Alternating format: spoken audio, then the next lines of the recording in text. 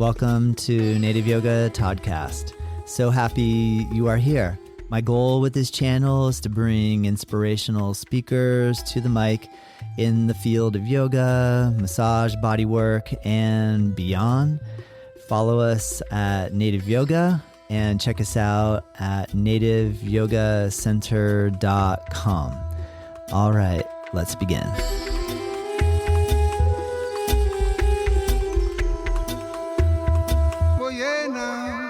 Hello, welcome to Native Yoga Toddcast, where we explore the heart of yoga, transformation, and conscious living.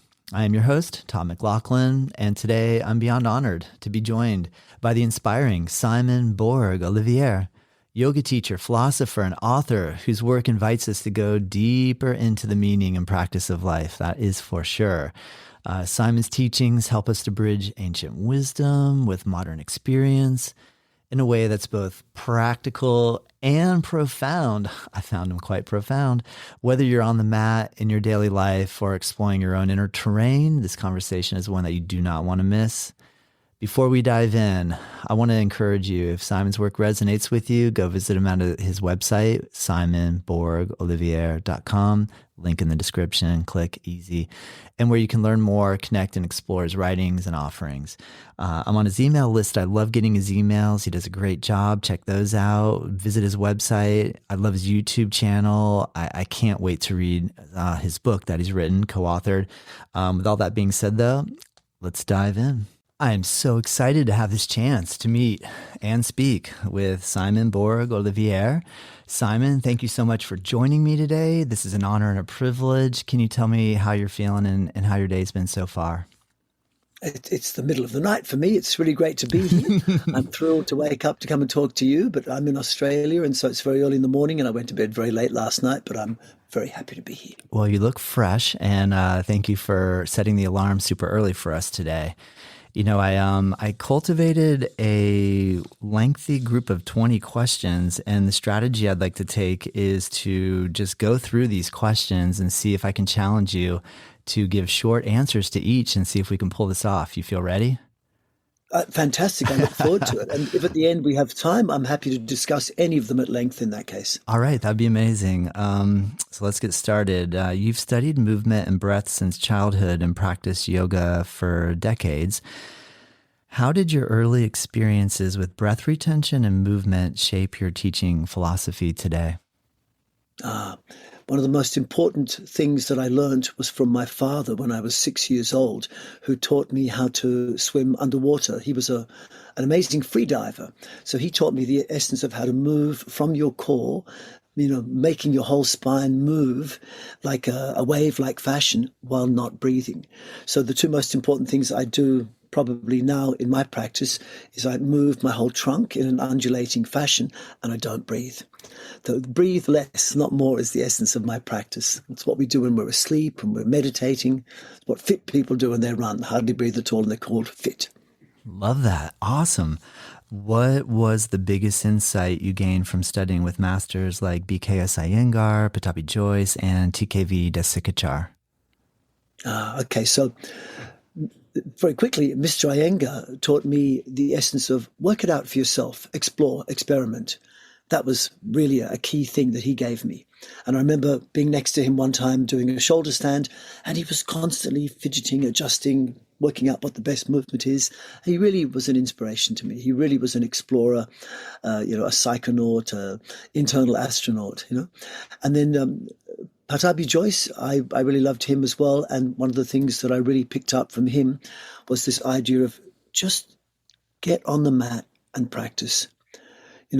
Often people overthink it, just do it. And one of my axioms that I live by as a physiotherapist is exercise is optional, but movement is essential. So I have a lot of respect for Ashtanga yoga practitioners because they actually practice, And okay, sometimes some people criticize it. It's too much the same. It's too much this, but actually they're doing stuff. And I appreciate that. And he was very good at inspiring me on that.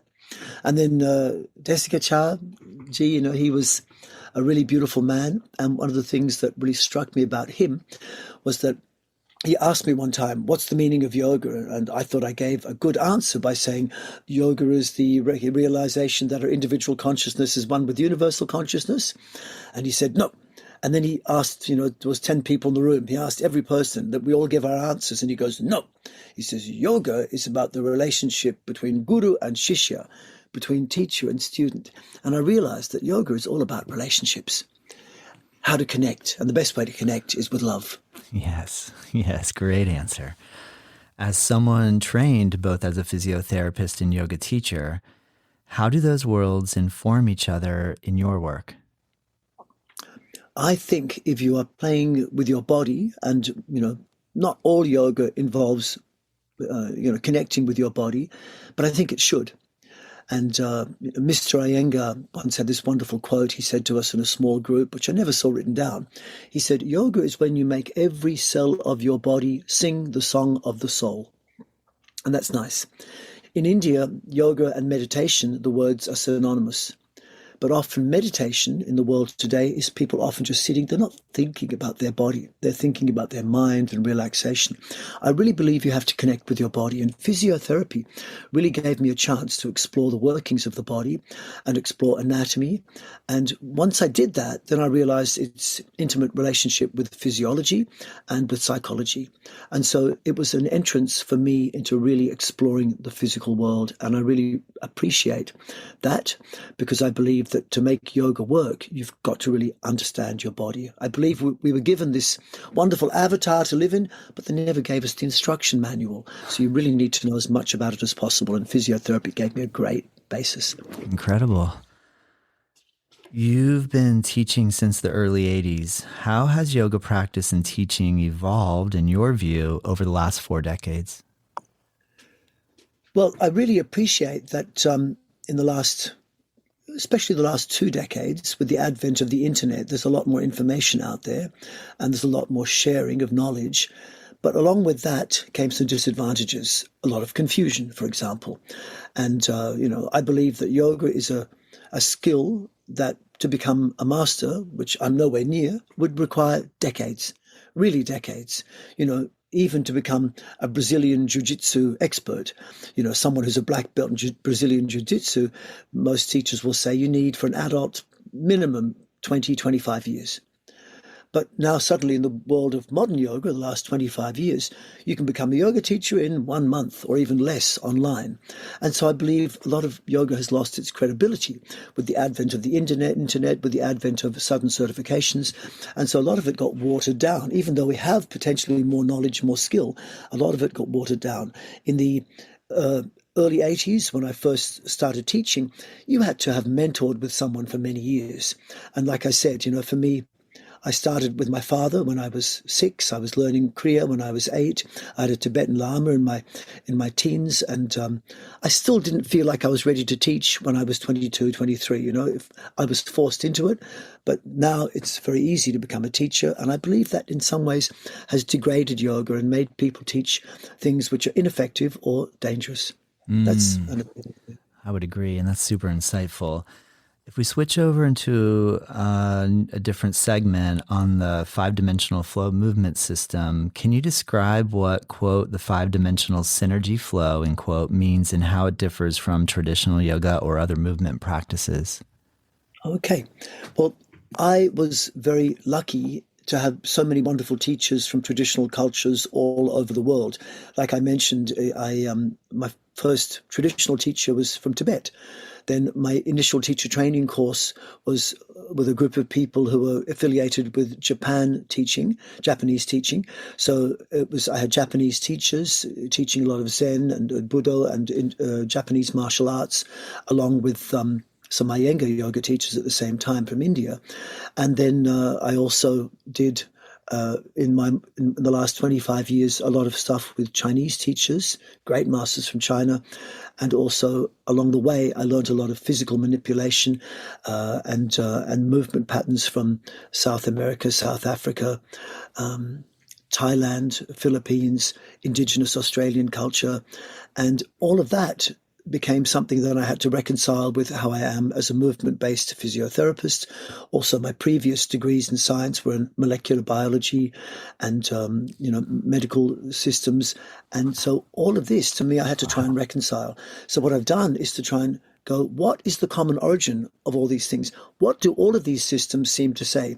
And so for me, a five-dimensional flow, five-dimensional synergy flow, the systems that I teach now are at their very base having the common origin of all these systems. And very quickly, the most important thing perhaps is to recognize that if you want meditation, and meditation can be a word like yoga that you could put into any culture, it's about connecting with yourself in the here and now and being connected with your activity and maybe sharing good energy and loving informations, healthy connections, healthy blood flow inside a pain-free functional body, and maybe using that model of sharing good energy inside yourself and good, and loving information. I call it healthy blood flow and a dominance of your parasympathetic nervous system, and making that as a model for how you go in the world. But to make that happen, the most important thing is that you connect the thinking brain in your head with the what we call the gut brain at the core. Your enteric nervous system. So the enteric nervous system is a very important feature of medical science now. They're recognizing that it's the third and the largest part of the autonomic or automatic nervous system. Around it is wrapped your internal organs of digestion, immunity, reproduction. Then around that we have all the core muscles that everyone talks about as being so important. But it's not lock your core, it's move from your core. And you often hear in physiotherapy about engaging the lower abdomen. And with the confusion of modern physiotherapy and the studies they did in Australia in the 1980s, people like Jessica Cha made confusion and suggested that the research studies in physiotherapy relate to Mula Bandha and Uddiyana Bandha. Also, Patabi Joyce made some statements about Mula Bandha being related to the anus being tight. It wasn't his fault. I think someone just asked him, what do you mean by Mula Bandha? He probably pointed somewhere and someone said anus, and he goes, yes, anus. I mean, English was not his first language. But with that came the confusion of the anus being Mula Bandha. And of course, Uddiyana Bandha is not draw the navel to the spine, but it became confused with this physiotherapy process of drawing the lower abdomen in. And actually, there are 4 different ways to draw your navel to the spine, and only one of them, which involves expanding the chest, like breathing in or breathing out, but not, and affecting the intra-abdominal pressures. That was the Uddiyana Bandha. But many people think it's just draw the navel to the spine. And what those two things have done, especially tightening the pelvic floor and drawing the navel to the spine the way most people do, is lock the core, inhibit the diaphragm, which is the top of your core, inhibit the lower back from moving properly, and along with the problems of being seated on chairs, the back of the core has been crushed. The L5S1 is often very, very labile and prone to lower back pain. The pelvic floor is often held too tight on people, which actually inhibits the diaphragm as well. And often people sucking in their abdomen mean they just can't use their diaphragm at all, which is something which is happening already because of the chronic conditions of having the front of the hips so tight by sitting on chairs. So essentially what I've tried to get people to do now is unlock their cores, move from their core, breathe from their core. And, the core in China is well known as the dantian. In Japan, they call it the hara, or the center of the hara is the tanden. But this concept of connecting with your core is all over the world. And the word in India, which is not very well known, I don't think, is khanda. And they say the khanda in India is the origin of 72,000 nadis. It's between Manipura and Swadhisthana chakra. And so the khanda is very, very important. And you move from the khanda, not lock your core, move from your core. I call it core loosely in English. But the idea of the core, the smallest part of which is an invisible tiny spot where all movement starts from, and you see this even in animals, has around it this lower abdomen region, which we could call the functional core. And then the core is a small part of the trunk, which is a manifestation of the spine. So I call my system 5-dimensional flow because you can get your trunk and your core to move in 5 distinct ways. So like your spine, the trunk can lengthen and shorten, can go forward and backward, can go side to side, like side bending. It can twist or axially rotate. But the trunk, unlike the spine, can also expand and contract, which is what happens when you breathe. And so by manipulating your trunk in 5 different ways, you can pretty much create any posture, any movement.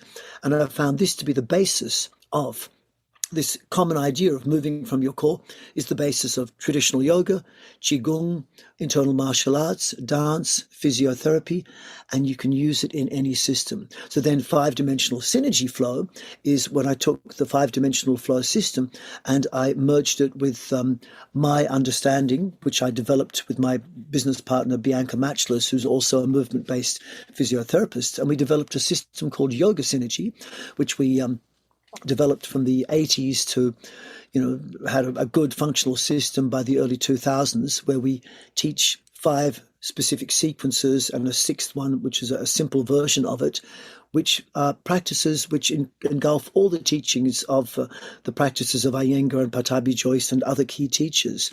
And it's like a Ashtanga-based practice, but much more adapted for the modern body and the needs of the modern body. So 5-dimensional synergy flow is the version of that I use, which really incorporates moving from the core and moving fluidly and moving actively and really moving in a way which is pain-free and takes into account what I've learned over the last 25 years that is really important to address as you get older, because what I'm working for now is not just strength and flexibility, which was my aim in my 20s, but I'm aiming for health, happiness, and longevity. And I'm 65 now, and I'm fully into life and enjoy everything I do. Yeah. I dance several times a week and have great times, Wow. That was a bit of a longer one. So. That was incredible, Simon. Amazing. Great job. All right, next one. Why is it important to integrate movement, breath, and awareness rather than treating them separately? Look, I think that sometimes people in yoga say, and people have criticized me saying, why are you moving so much? And I'm going, like I said about the physiotherapy axiom, exercise is optional, but movement is essential. And I think just to be static in poses is not a good idea. I think we need to move.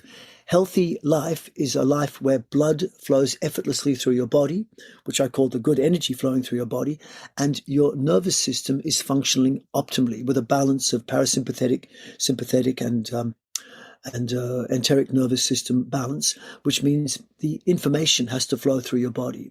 Every cell of the body has to communicate with every other cell for your body to be functional. And I believe actually in terms of yoga, when every cell of the body treats every other cell with yama and niyama, the ethical principles of yoga, which if I had to summarize it, yama and niyama would be like a mother treats a child, by sharing her good energy, her love. That's cool. But, it's not these negative things that many people think. Yeah. Don't be violent, don't steal, don't be attached. As in aparigraha ahimsa asteya, doesn't mean none. It can also very equally mean opposite of. Opposite of violence is gentle. Opposite of stealing is giving. Opposite of attachment is freedom. So a mother will establish a gentle approach, a loving approach, a giving approach, establishing freedom. This is something which, if every cell of the body gives that to every other cell, then you get perfect health. But they have to communicate. If a cell in the body decides, no, I want all the energy, I want all the food, you get cancer. If some I hate the other cells, you get autoimmune disease. So it's essential that we have movement in the body, and movement in the body is very difficult for the average person to do if they sit in a simple posture. You want your practice to be like my Tibetan Lama told me when I was in my teens. He said that yoga and meditation are one, and that he showed me meditation, and he showed me how you sit pretty much with no clothes on, naked in the snow. And I went, oh, that's meditation? That looks difficult. Yeah. And I'm going, I could never do that. I had some idea, but that looked so hard. And then when I went to university, some of my friends, and this is the late 70s, they said, you should come to our meditation class. And I'm going, oh, I could never do that. It looks too difficult. And they said, no, come, we'll help you. And I came and I saw what they were doing. They're sitting in these cold rooms, covering themselves with blankets. And I'm going, that's not meditation. That's sitting in a cold room, getting cold and bored. That sounds a bit silly. I'm not criticizing that type of practice. I'm just saying that to me is relaxation, concentration, and I'm sure it has some benefits. But what you really need, I think, to connect with your body is healthy blood flow. So I'm not an expert, I'm not a master, but I can go into a cold environment and build up heat very easily. Whereas what you often see in the modern world of exercise and yoga often is you might see someone sweating, heart racing, breathing a lot, and you go touch them and their skin is wet, but their fingers and toes are cold. The blood hasn't circulated. So healthy posture, movement, breathing, and awareness or mental control, that should be used ideally to promote the flow of blood in a healthy way, not with your heart racing. I call it good energy flowing through your body. And loving information is that dominance of your parasympathetic nervous system, where you're predominantly relaxed, but of course you have enough sympathetic tone to give you what you need. But most people are just stressed. And stress is going to cause the emotional body to become in a state of fear, anger, aggression, lack of safety, lack of trust. It doesn't sound like yoga to me. So what I want is healthy blood flow, which is what you get with most people's exercise, but it's usually with heart racing, which is stress. But I want the feeling, the sensation and the body responses that you get when you're sleeping or when you're meditating properly, where you're totally relaxed. And most people, to me, are not doing what I'll call real yoga. They're doing Hatha yoga, which is the stressful part, followed by Tata yoga, which is the relaxing part. What we need is Ha and Ta, which is like sympathetic, parasympathetic balance at the same time. Do something which invigorates you, which makes blood moving, but you're not feeling in any way stressed. Your heart's not racing. You're not breathing more than you need. You're not sweating unnecessarily. You're not thinking or stretching too much or tensing too much, because these things manifest as stretch. So what I want is lengthen my muscles, but a feeling that I'm not stretching them. I want mobility, but I don't want the feeling that I'm causing anxiety or problems like that. It has to be a balanced set of movement. And movement makes it easier to move the blood inside the body for most people. Yes. Very cool. Love it. Thank you. Short version. Thank you. I know. How can you do these short? It's hard. Yeah, Oh my I'm gosh. trying. You're doing great. You're doing great. I love your question. We're doing amazing. Thank you. How can someone new to yoga begin exploring this approach safely at home?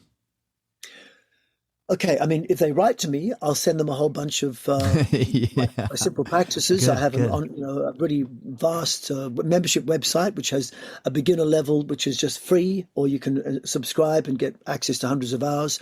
I have an ongoing teacher training level, all online, but I do travel all around the world. And there are lots of my teachers all around the world. I've been teaching for decades. So some of them use my name as Yoga Synergy. Some call it Synergy Flow. Some call it 5-dimensional flow. But, if anyone writes to me and they are living somewhere where I can't reach, I'll suggest some things for them. But otherwise, the simple thing is make the aim of your practice to connect, not to disconnect. I'll say a simple approach is 3 steps. Make the aim of your practice to move good energy and loving information through a pain-free functional body. What do I mean by it? Very simply is good energy, encourage blood flow without the heart racing, and make it while you're feeling relaxed. That's the loving information. Do it through a pain-free functional body. In other words, predominantly, I'm talking 90 to 99% of your practice time, it shouldn't be uncomfortable. The exact opposite, it should feel good while you're practicing. Maybe for 1% of the time, up to 10% of the time, like an athlete, you might push yourself a bit harder. But mostly make it feel good and do it in a functional way. Don't train till failure. Many people teach, if you want to get your muscles strong, pick up a 9 repetition maximum weight, might be something like this. By the time you get to the 9th time, you can't do it anymore, you failed.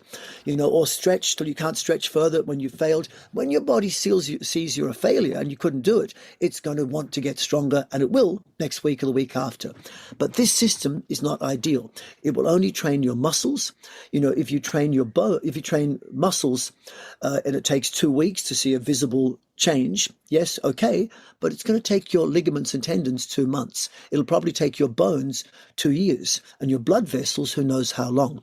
So what you want is a training which is slower, more gentle, like traditional meditative trainings, which are not intense, but you do them for longer.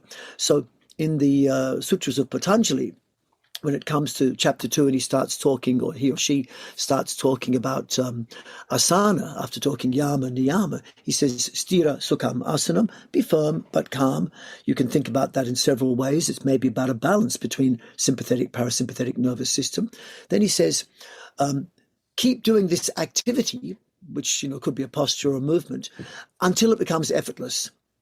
And another text, that effortless stage will probably be guaranteed if you can do the activity for about 3 hours. They have a special term for that length of time. Then it says, now all dualities shall cease, and then now you're ready for pranayama, meaning that pranayama is not just breathing, it's up until that point, just breathe naturally. And when you've mastered an activity where it becomes effortless, then you're ready for yoga. Then you're ready for breathing. So the simple step that I'll give to people first is don't train till failure.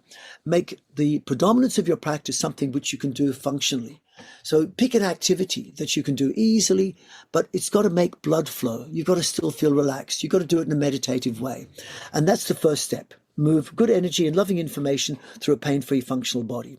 Second step is stop blocking good energy and loving information, which means stop creating a restriction in blood flow, stop creating stress, which congeals the nervous system into sympathetic dominance. And so to do that, you have to think the whole way through 5 things. Can I do this activity while tensing my muscles less? Because that blocks blood flow and creates stress. Can I do it with stretching less? Because stretching too much actually causes lots of oversympathetic nervous system stimulation. And it's a subjective thing. We could go into it at length. But often stretch is usually just eliciting a stretch reflex, which is part of your part of your sympathetic nervous system. Often you can think of stretching as like when you get a garden hose and you bend it in half. One side is very stretched, but the water doesn't flow anymore. So often stretching will inhibit blood flow and cause stress. So I say tense less, stretch less, breathe less, because the more you breathe, the less blood goes to your brain, the more your nervous system becomes overstimulated. Any medical textbook will tell you that. Breathe less, not more. And then think less, because overthinking will block you, like I said with Patabi Joyce, 99% practice, 1% theory was his axiom. People, you need to think, but not when you're practicing, maybe less so. So I say tense less, stretch less, breathe less, think less, eat less. And if I want to add it to it, if you can, do it with less heart racing, less sweating as well.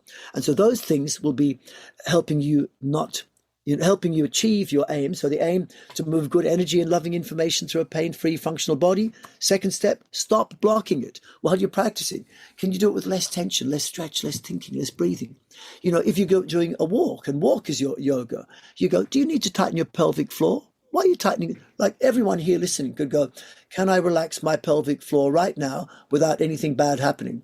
Oh, yes. Well, in that case, why were you tightening your pelvic floor? I mean, there's names for people like that. They're not nice names often, But people think, I've got to keep my pelvic floor tight. Maybe if you are someone who stands up and accidentally urinates, tighten your pelvic floor before you stand up. Then go to the toilet, then get on with your life.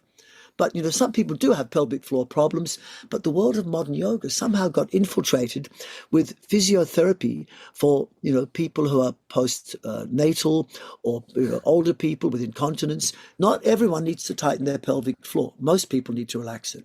Same with drawing the abdomen in. Most people are holding their abdomen tight, and I invite anyone listening now that can you let go of your abdomen and relax it more?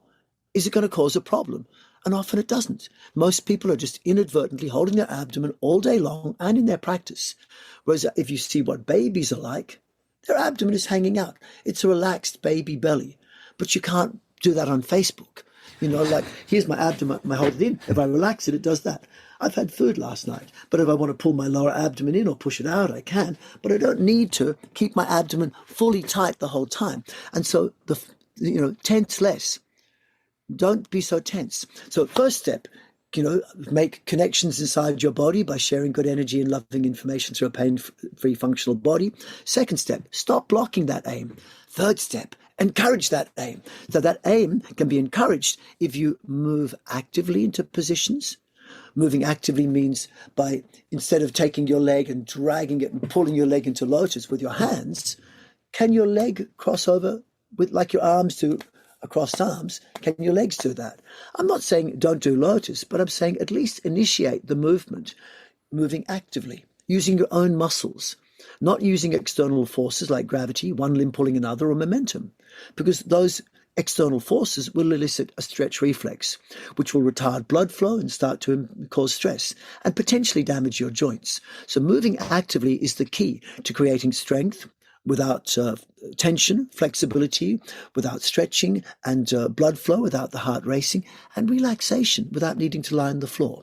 So the first step I say for encouraging the flow of good energy inside your body is moving actively. Second step is move from your core. Don't lock your core. And if you don't understand what that means, apart from just stop locking your core, simply it means lengthen your lower back, the back of your core, which is often squashed when people stand up because their psoas, or the front of the hip, is too tight. Relax your pelvic floor as much as you can without causing a problem. Relax your abdomen where you can, and breathe into your abdomen. Breathe naturally, diaphragmatically. Then to move from the core, consider moving your spine, not just keeping it locked. Consider opening and closing the chest and abdomen, not just keeping them always the way most people do, abdomen sucked in, chest open. They both have to open and close. So you're not just making spinal waves, you're also making the trunk move in waves. So this is part of, move actively, move from your core. Breathe naturally is my third step for this. Breathe naturally at its ultra deeper levels will be breathe from your core, which becomes then real pranayama. Because there's no point breathing into your chest like many people do. Because most people breathe into the chest by inhibiting their diaphragm. And I invite anyone out there now to take a breath into the chest, and everyone can do that. But if you open your pelvic floor and expand it, as if about to go to the toilet, but not, then expand the abdomen like a baby's belly, which means you're relaxed. Now, try and breathe into your chest at the same time, and you'll probably find the chest doesn't move as much. But now, if you tighten the pelvic floor and you exhale and pull the abdomen to the spine, which is what many people teach, keep the abdomen in, try and breathe into your abdomen, and you'll find it causes tension or stress, most people. But now, if I say to you, breathe into the chest, it's easy because you're doing the very thing that I said made you tense. In other words, if you expand the pelvic floor, expand the abdomen, the chest doesn't want to breathe easily for most people. But if you tighten the pelvic floor and tighten the abdomen, then people can't breathe into the abdomen. They can only breathe in the chest. And so real pranayama is not just breathe into the chest. It's like the complete yogic breath is learning how to breathe into the pelvic floor, which means you're opening Muladhara and Swadhisthana chakra, breathing into the lower abdomen and upper abdomen. There's your Muladhara and Swadhisthana Manipura. And then keeping those lower chakras open, then open the chest. And that's like filling the bottom of a glass of water, then filling the top. And you can do it in many ways. I don't just breathe into the front, I breathe into my spine as well. So at the base level, pranayama must have at least natural breathing. And in the Sutras of Patanjali, in the third chapter, they talk about the siddhi powers that you get when you understand real yoga, the superpowers. And many people think they're aiming for the superpowers. I'm not planning on getting superpowers, but I'm happy to acknowledge that we are very normal people living in a totally unnatural world. And if you want to think about superpowers, the first step is go back from normal to natural. Breathe naturally like a child, laugh like a child, move more freely, more naturally. And then once you've taken the step from normal to natural, maybe supernatural is possible. But what most people are doing in modern yoga, modern exercise, is they're inhibiting natural breathing by over-tightening the pelvic floor, by locking their knees and overextending the hips. That will pull the diaphragm downwards because the muscles at the front of the hips will pull your diaphragm down. The psoas attaches to your diaphragm. The psoas being so tight from sitting on chairs 5 to 15 hours a day will also pull your lower back inwards and compress the back entrance to the core around the L5-S1, causing lower back pain, energy drain. So move from your core, move actively, breathe naturally or breathe from your core, and then move fluidly. Because energy doesn't go back in straight lines. You have to come into a pose one way, but come out of another way. And if you go too far in, you're stuck in a corner, you have to reverse out. So never come to a full stretch if you want energy to flow. You move in a direction, but then allow enough space to make a U-turn to come in another direction. And you know that if you move back and forth in a straight line, you have to brake and accelerate. If you move in another direction, back and forth, you have to brake and accelerate. If you were driving a car like that, it would cause a jarring effect and it would waste brake and accelerate and lose energy. But if you move through a circle, you can go through all four extreme points and you never lose energy, you never break, you never accelerate. It actually builds energy. So moving fluidly means not going linearly and always changing the dimension or the direction of quality of movement as you move in one way to change direction. So they're the three things. Make the aim of the practice to move good energy and loving information through a pain-free, functional body. Second step, stop blocking that aim. Tense less, stretch less, breathe less, think less. Third step, encourage that aim. Move actively, move from your core. Breathe naturally or breathe from your core and move fluidly or gracefully like a dancer, like a Shiva, like a Natarani and Nataraja. Stay with us. We'll be right back. I really hope that you're enjoying this episode, and I just wanted to take a moment to announce a course that I'm really excited to release. It's a free course, and it's called 8 in 8, Learn 8-Limb Yoga in 8 days. My goal is to help coach you along in the Ashtanga yoga practice in a way where we take just the sun salutations, the fundamental asanas, and the final breathing poses, break it down with some philosophy videos as well, explaining the 8 limbs of Ashtanga yoga in a very easy to use, friendly course that is totally free. Click the link below, check it out. Let me know what you think. All right, let's get back to the episode. Yeah, Simon. Wow, you've given me so much to think about it, but also it makes perfect sense. I can't wait to put some of your ideas to the testing platform. I'll send you some of my stuff. I can't wait, Simon. I can't wait. Oh my gosh. Great answer. Number 8. Okay. What are some common misconceptions about I feel like you actually I'll repeat it again. You answered it, but yeah. What are some common misconceptions about flexibility, strength, and breath work that you aim to clarify through the system? I mean, I feel like you really just hit the nails on the head. Yeah, please. Yeah. People are over tensing things like the pelvic floor and the abdomen. They often block too much muscle. By tensing beyond about 15% of your maximum, you'll block blood flow. And often stretching will block blood flow. What we want is not to feel stretch. We want to feel free. We want mobility. What you want is not to feel tense. You want to feel strong. So these are loosely a couple of misconceptions, but certainly overstretching, overtensing will retard blood flow. Most people are occupied too much with the look of a practice, how much do you stretch, how much can you lift, and they're forgetting that our body is not just muscles and joints. We also have a physiology, and the physiology is our energy levels. Not much point having strong muscles and flexible if you've got no energy. And also with good energy flowing through your body, your immune system, digestive system, reproductive system will function optimally for health, happiness, and longevity. And then once your energy is flowing and your body is pain-free, I just need a pain-free functional body. I'm 65. I don't need to do legs behind the head. I don't need to do the splits. Actually, last night I did the splits. I've got some advanced students I want to show them, but generally not. I don't stand on my head very often. Unless I'm dancing, then I spin on my head occasionally, just for fun. But to make a regular practice of it is not necessary. But most of the time I'm doing simple things and I'm getting blood to flow effectively. And this gives me energy while being functional. And that makes me happy. Because what we want is not just physical strength, flexibility. Pay attention to your energy levels, your physiology, and also your mind. We want happiness. We want clarity. We want focus. We want to be able to grasp reality by seeing that it's not just logical, but it's also intuitive. A bit like that. Beautiful. New little category of topics, science, anatomy, and therapeutic teaching. I love this question. You co-authored Applied Anatomy and Physiology of Yoga. What's one key anatomical principle every yoga student should know? Oh, wow. This is the book that I wrote with Bianca Matchless, who's my dear friend and companion for the last 35 years, also a movement-based physiotherapist. And we both studied together with these Mahagurus in India and others as well. And the book that we wrote has lots in it. It's 480 pages with about 480 references, I think, in it, scientific references. But one of the key features that many people seem to like is the fact that we talk about not the 3 main bandhas that Iyengar talks about, Mula Bandha, Uddiyana Bandha, Jalandhara Bandha, but we really studied what the bandhas are in all the extant texts, also what our teachers had said, and we came to the realization that bandha, effectively on a scientific way of saying it, is the co-activation or simultaneous tensing of the muscles or muscle groups on opposing sides of a joint complex.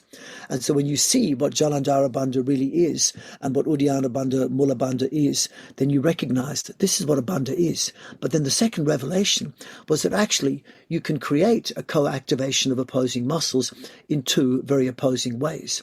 So there are actually two extreme types of Mula Bandha, Uddiyana Bandha and Jalandhara Bandha. And Bandha, if you look at the Hatha Yoga texts like Giranda Samhita, Shiva Samhita, Hatha Yoga Pradipika, it says that when we talk about Hatha Yoga, it's the 7-stage system, whereas Ashtanga, a philosophical treatise, is an 8-stage system, Yama, Niyama, Asana, Pranayama, etc. Hatha Yoga is a 7-stage system, which begins with the first step, Kriya, second step, Asana, third step, Mudra, then Pranayama. So Mudra, when you look in the Hatha Yoga text, it says Mudra is about energy control. It's about making the energy flow through you. And so it's including posture, movement, breath control, mental control to make energy flow. And so it says there are, in some texts, 32 main mudras, and it lists them. It goes, there's Nabo Mudra, Maha Mudra, Kachari Mudra. Then it goes, Mula Bandha, Uddiyana Bandha, Jalandhara Bandha. So a bandha is a subset of mudra. So bandha in our modern world, people think of as a way of stabilizing your joints. You know, actually you can create bandha in terms of the co-activation of opposing muscles around each of the joint complexes. So you find these terms, and we've described them in our book, in the texts of India, Siddha Yoga, Kalaripayat, the martial arts, Malakam of Indian yoga. So you can create Amsa Bandha, a stabilizing co-activation around the shoulder. Amsa means shoulder. So, you know, like, for example, they do postures like Hamsasana, Ha Amsa, where you put the shoulder in a particular way to balance on your arms, so Hamsa Mudra. Then there is also things like Mani Bandha. Mani is the wrist, so you can make the wrist doing its compressions in a way which stabilizes the wrist. Kulpa Bandha for the ankle, Janu Bandha for the knee, Kati Bandha for the hip, Kurpara Bandha for the elbow. So you can create Bandha at any of the joint complexes, and it's very effective in creating joint stability. I've got a whole course, for example, on helping knee problems, and one of the key things is to learn how to co-activate all the muscles around the knee. And I've had to do that since my 20s because I completely tore my anterior cruciate ligament. And so it's really important that you learn to use your muscles instead of your ligaments if you've lost your ACL, you know. So that's what I've been doing since I was in my 20s. Iyengar helped me with it. The fact that Iyengar said that there are 3 main bandhas usually suggests there's more. So the 2 key features are that we've isolated 9 main bandha regions around the body, and there's more, but 9 main ones around the 9 main joint complexes. And then also recognize there's always 2 opposing forms, and the 2 opposing forms will affect as locks. So you've heard that bandha means lock, but a lock is either something which is locked, like a shut door, or open or unlocked, like an open door. So you can make Jalandhara Bandha in the locked form, which prevents pressure going up to your head in pranayama. But if you lift your throat forward, move your throat forward, chin up. Throat forward, chin up uses the same muscles as head down, neck back. If you bring head down, neck forward, that only tightens the front, makes you feel like a turtle. If you bring the head up and neck backward, that only tightens the back, and that makes your neck hurt. By bringing your throat forward and the chin up, you create co-activation of the muscles around the neck joint complex, and that will allow blood flow to go through the brain. So if you are meditating, it's really good to lift the chin up, and it opens the vagus nerve and helps blood flow come to your brain. But if you're doing pranayama and you inadvertently do a Valsalva maneuver, which increases intra-abdominal pressure, you need your head down. Otherwise, you could create a stroke in your brain. You could burst a blood vessel, you could die, or at the best get a headache. So Jalandhara Bandha acts like a lock, which can be in its locked form or unlocked form. But you can see the exact analogy in your wrist. So in your wrist, you can make a closed fist, which is like the Jalandhara Bandha of head down, neck back. That tightens front and back of wrist. But if you open the palm, so palm forward, fingers back, that also tightens exactly the same muscles. But when you look on an infrared camera, then spread fingers will pull more blood into the hand and make the hand hotter, whereas a closed fist will push blood away from the hand and make the hand colder. So by understanding bandha as a subset of mudra, you have a key way of moving blood throughout the body and also stabilizing joints and affecting the nerves hips, and especially the nerve reflexes. That's a quick summary of what we do in the book, but it's a fantastic book that we've just relaunched the sales of it recently. It's going really well. That's cool, Simon, because I'm on your email list and I recently received one that was explaining how the course works, and that's what got me really intrigued. I thought, oh, that looks fascinating. And so first of all, I can't wait to read your book, but that course sounds incredible. And I recommend everybody who's listening, the link for your website is in the description so they can easily get on your newsletter. And you do really amazing, whether you're doing the emails or whoever's working with you, you do a great job. They're really informative. So, all right, next question. That was awesome. Right. Thank you. That gave me so much to think about. I'm like, oh my gosh, to try to put the oppositional force without just cranking in on something and understanding, trying to get that both side of the joint aspect. I feel like, one thought that popped in my head was like, I have so much new material to now apply when I practice. Wow. I hope I remember all this, but luckily we're recording this so I can come back. All right. Okay.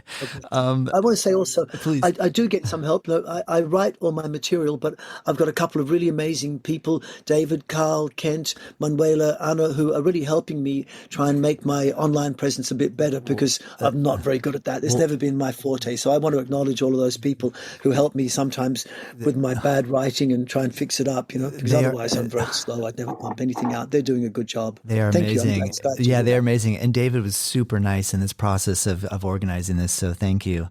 Yes. Number 10, in your work with back pain, and this is one that I really wanted to touch upon with you because I do have my own personal issues, but in your work with back pain and movement therapy, what are some essential principles for practicing back bends or deep poses safely? I'm super curious about this. Yeah. Please go. A very simple principle is, most people's spines, by the time they're adults in the modern world, have ceased to function normally, naturally.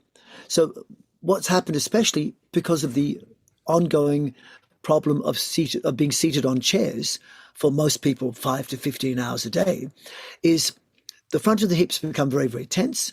The psoas especially becomes very tense. And that muscle will join from your inside thigh to the lower back, and it goes through the front of the body. So essentially it will come to your lower back and make your lower back arch. And this is what gives people the shape of their lumbar curvature, which people think is natural. But actually some studies suggest that the natural spine is much more straight.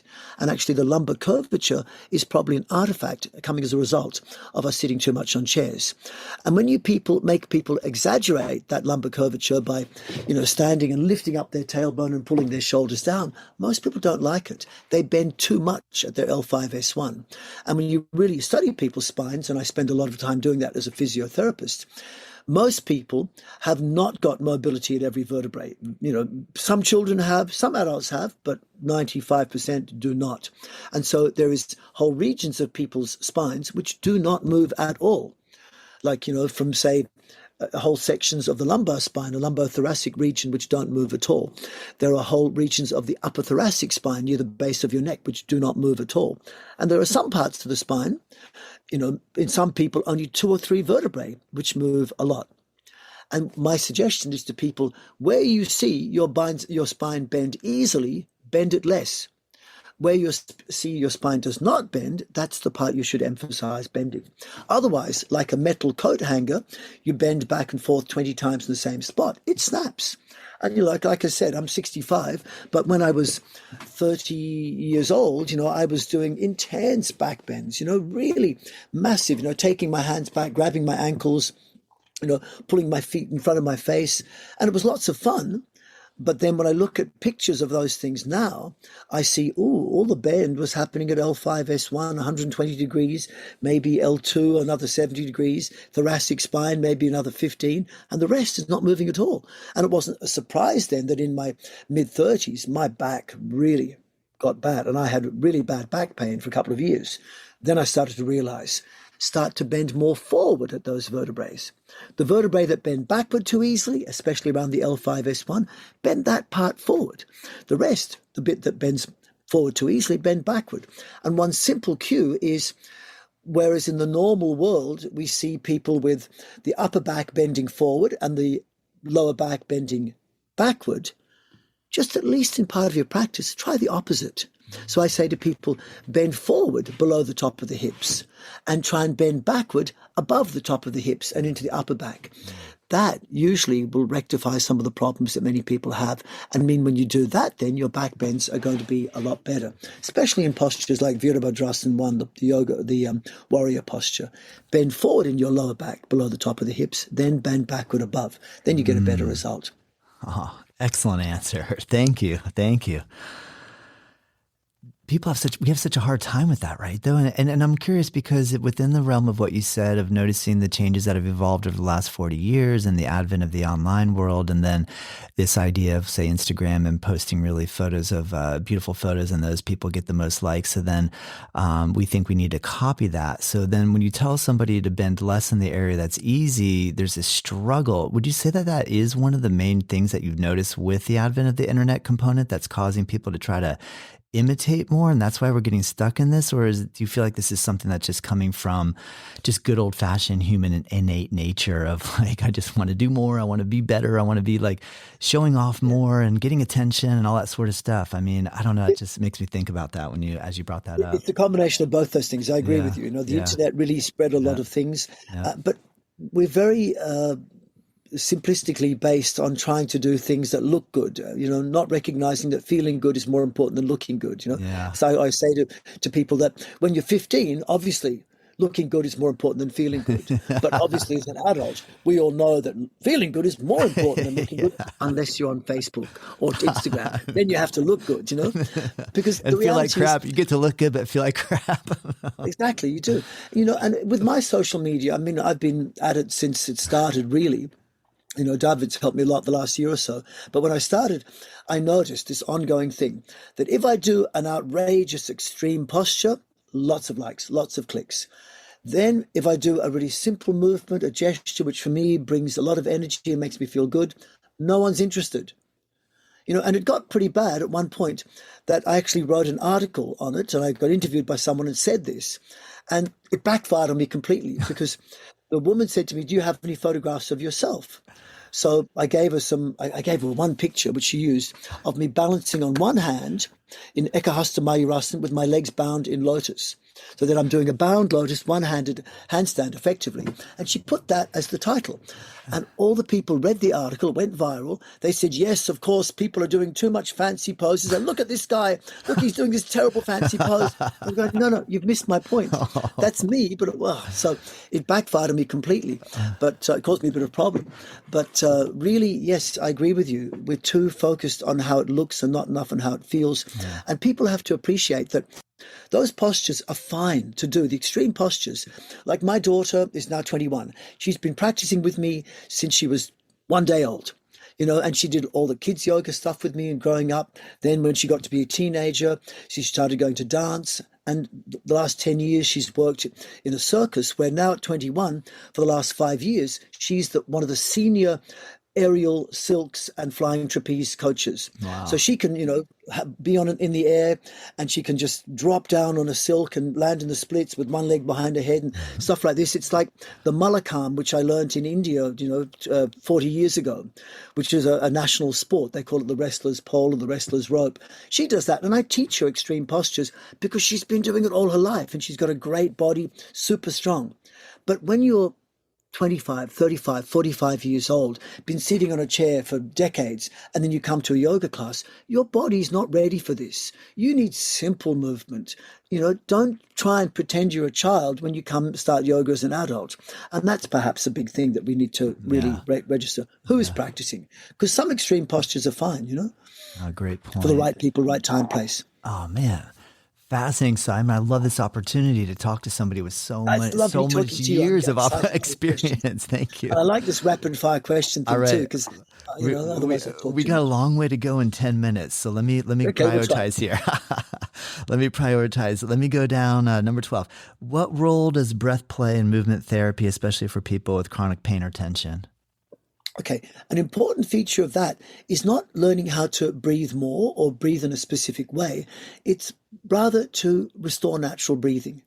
And if someone has natural breathing, they're more likely to be in a place where they're chronic or acute problems can be healed. To heal chronic and acute problems, you need a healthy balance of your nervous system, which has more parasympathetic dominance. You're mostly relaxed. And that's a good thing, because then your immune system, your digestive system, reproductive system will start working optimally. Because if you've got an injury, which usually is something which is going to manifest as some sort of pain, you need to stimulate the immune system, which is almost like the architects. Like imagine a whole village was destroyed by a storm or get flooded and all the buildings have to be destroyed. You have to take away the buildings, bring back architects, builders, and build it. You need a few things. You need architects, which are like your immune system, to redesign the place which has got a problem. You need the digestive system to be optimally functioning, to bring building blocks, to take away the debris, to remove toxins, to bring new things. You need also a healthy reproductive system. Reproductive system is not just about sex, not just about fertility. It's also about reproducing cells. And your cells will not regenerate unless you've got a healthy reproductive system. But these three organ systems will only work optimally when you've got three things happening. Number one is you must have the nervous system in parasympathetic dominance. You must feel relaxed. Stress will turn those systems off. Second thing is you must have adequate blood flow.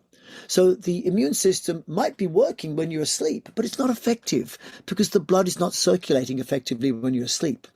You need to have blood flowing as much as you do when you're exercising to get healthy blood flow through the body in a way which is going to impact your organs of longevity, like immune, digestive, reproductive. But for most people, when they're exercising, they're in stress. So then they're turning off the immune system. So you need the benefits of exercise and relaxation at the same time to get healthy blood flow with parasympathetic dominance. So your immune system, reproductive, digestive system are there to heal and regenerate the problem area. But you also need healthy movement of the body. You need to massage these internal organs. And that comes best when you use your muscles of breathing. So the two most important things about breathing are to breathe less, because less breathing brings more blood to the brain, calms the nervous system down more. But you need to maximize the use and control of your muscles of breathing. So, for example, this is me breathing into my chest, breathing into my abdomen. But if you see, I can do it without breathing. I can do the same thing without breathing. And effectively, what you want is to learn how to control your muscles of breathing, which include not just your diaphragm, but your spine, because the spine has to breathe as well. It moves into extension, flexion with every breath in a natural body. But you also have to control especially the other places in the body which regulate breath, including the places that I call the bridges between conscious and unconscious. Many people say that breathing is the link between body and mind. And it's not really the breath, it's your diaphragm. Your diaphragm is a muscle you can control consciously. Breathe into the abdomen, I did it. But while we're asleep, while we're talking, it's working by itself. So unlike your elbow, which is a conscious muscle, when you stop that, it doesn't work anymore. That's a conscious muscle. Or the muscles in your blood vessels, like the arteries, have muscles which constrict or expand at different times. We can't control them consciously. So there's conscious muscles, unconscious muscles, and there are very special places in the body which are a bridge between conscious and unconscious because they have dual control. The diaphragm is one of them. But so are your eye muscles. The muscles of blinking. You can choose to blink, or sometimes it happens by itself. So your inner eye muscles are the same. You can look up to your third eye center, but when you open the eyes of someone asleep, it happens by itself. Your jaw, your lips, your salivary muscles are also bridges between conscious and unconscious. Your pelvic floor, front, back, and middle, also bridges. Notice they have key aspects in traditional yoga, these places, but also your fingers, connection to shoulder, your psoas, sacroiliac joints, your neck. These are the bridges between conscious and unconscious, and when you can learn to control them and move them synchronously, then you start to regulate your breathing muscles, but you don't need to breathe so much. This is why I get people to make spinal waves, trunk waves, and relax as much as they're doing it. Then you're accessing natural breathing, but also regulating breathing at the same time. So in the beginning, I say to people, just breathe naturally, move naturally, and you'll start to breathe in a way the body dictates. So don't control your movement with the breath. in the beginning, make your movement regulate the breath. And a very simple thing to do is if you were to stand and then lower your hips up and down, your hips will be extending and flexing. And when the hips extend and flex, they will pull your diaphragm up and down. So if someone stands and moves down on their toes, up on their heels like that, and does it slowly and gently, you can see and you can feel that coming up will cause inhalation, going down will cause exhalation.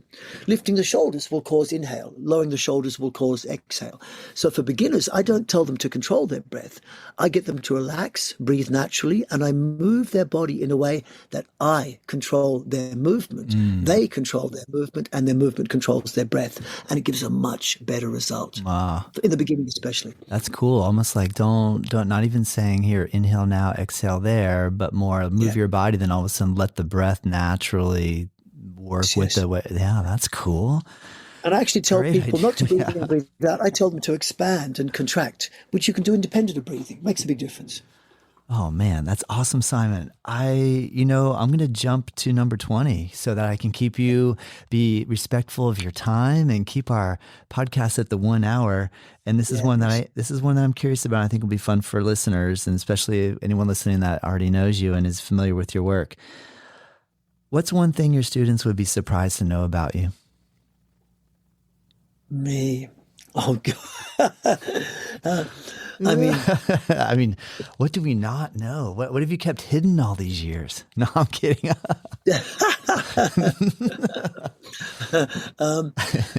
They said I should keep my They told me on the internet. They said you should keep your password a secret. So my password is my sister is adopted. That's a secret. That's hilarious. I actually don't know. I'm pretty open about what I do. Know? Yeah, right. What do I not know about? Yeah. I love life, I really love life. Sometimes people seeing my talks might think he's very serious, but I figure the most important thing is enjoy your life. It's a choice. Look after your body. It's the only one we've got. And then use that as a model for how you're around the world to help other people enjoy their lives, look after their bodies. I'm an open book. If people want to come and talk to me, I'm happy to talk to them. Sometimes I say to people, when I'm teaching my courses, sometimes they're filmed or I let people film. And I say, look, some of the stuff we're doing looks completely mad. I'm happy for you to share it, film it, but be careful what you share online, because often people have shared things with me, about me online, and it's been misconstrued. So I'm happy to share any secret with the person in the right context. But some things, if you release the wrong time and place, people can misunderstand. Yeah. That makes sense. That's so true. That's so true. It gets taken out of context, and then our minds create our own context for the situation. Yes. And then now it's your fault, Simon. Yeah. But if anyone wants to ask me about anything, I'm happy to talk to them about it. But I want the chance to explain why I think the way I do. Because often what happens is when I say something outrageous on Instagram or Facebook and I do a short thing, I get attacked. Yeah. How can you say that? Stretch less, breathe less. But then I say, let me explain. And they say, oh, it's too much information. I can't read it. Because most people's 3-second attention span means you can say something outrageous, but unless it toes the line of what they're saying, they're not going to believe it. And then they're not interested. And if they do listen to it, they'll go, no, it's wrong. And then they say explain, but then they won't listen when you try and explain. So it's hard to be outrageous and give secrets, Well, first off, thank you so much, Simon, because to take a whole hour with us and really explain things the way you have, I feel like all of us are going to benefit from this, to take at least one of the little nuggets that you've given us to apply to our practice. And I like the fact that you made mention that it's really important to actually test these things. But on top of it, you've had so many years to put these things to the test. You did the hard work of going to teachers around the world and actually seeking out some of the greatest and best teachers that are there. Also, I really appreciate your appreciation for all the indigenous cultures that have taught and instructed you along the way, ranging from India and Japan and China and all across the board and within Australia. And so I think that's admirable. And I like that you're putting attention on all of the people that have made it possible. But at the same time, you're pushing it. You're pushing the boundaries and you're really exploring. And so with all your academic success as well, to bring the intellectual side, the work that it takes to study and to complete degrees and to write books, and to still have the verve and excitement that you just shared with us to teach and wake up early in the morning and just do a podcast with us. I just got to say thank you. And it's really inspiring and motivating for me. And I'm honored and I just can't thank you enough. Thank you so much. It's actually been a real privilege and pleasure to do this because I loved your racing questions. My only regret is that I talk so fast. No, it's good. It's good. We need that. A slowed down version of my voice. Well, I got too excited. Perhaps. Maybe next time I'll come with one question and I'll let you talk really. I'd happily talk to you. It's really, really a pleasure to be here with you. And I have so much passion for this. And really, although I've learned so much from my great masters all over the world, I'm sure each of them would look at me and go, "You haven't learned enough." And I know I haven't learned enough. And I'm still seeking information, and I still see some of my great teachers today. Some of them are still alive, and I love them, and I learn so much. And I also learn from all of my students. I learn from you. I learn from everyone. And I think all of us need to acknowledge this. We've never learned enough. We could continue learning, exploring all our life. I think I said to you before the podcast started that we were blessed to be given this avatar, this body we live in, but they didn't give us the instruction manual. So my quest is to find out how this thing works, to give health, happiness, and longevity to myself and to be able to put it into the rest of the world, help other people achieve the same things, And it's an ongoing struggle, an ongoing quest, but I'm passionate for it. I love it. Oh, man. Well, your humility is infectious. And thank you so much, Simon. I really... I can't wait to release this out into the world. Thank you, sir. Bless you, brother. It's such a pleasure to be here with you. I'm looking forward to seeing it, and I'm really enjoying my time talking to you. So thank you very much. Keep up the great work. I think you're doing an amazing job, and I'm happy to share some material with you. And anyone who writes to me, I'll share that with them as well. Oh, thanks, Simon. Have a wonderful day. Namaste. Bless. Thank you. Thank you very, very much. Thank you. Bye-bye. Bye. Thank you for listening to this episode of Native Yoga Toddcast with Simon Borg-Olivier. What did you think? I mean, that was amazing. I cannot wait to get some yoga going right now and put some of the ideas that he put forth to the test. I'm deeply grateful to Simon for sharing his insight, stories, and wisdom with all of us.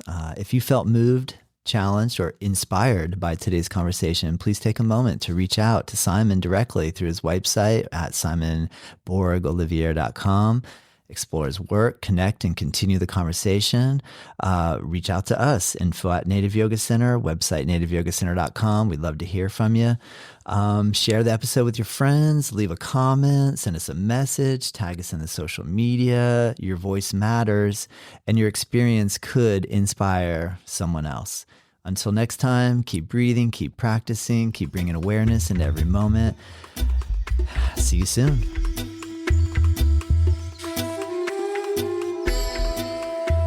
Native Yoga Toddcast is produced by myself. The theme music is dreamed up by Bryce Allen. If you like this show, let me know. If there's room for improvement, I want to hear that too. We are curious to know what you think and what you want more of, what I can improve. And if you have ideas for future guests or topics, please send us your thoughts to info at Native Yoga Center. You can find us at nativeyogacenter.com. And hey, if you did like this episode, share it with your friends, rate it and review, and join us next time.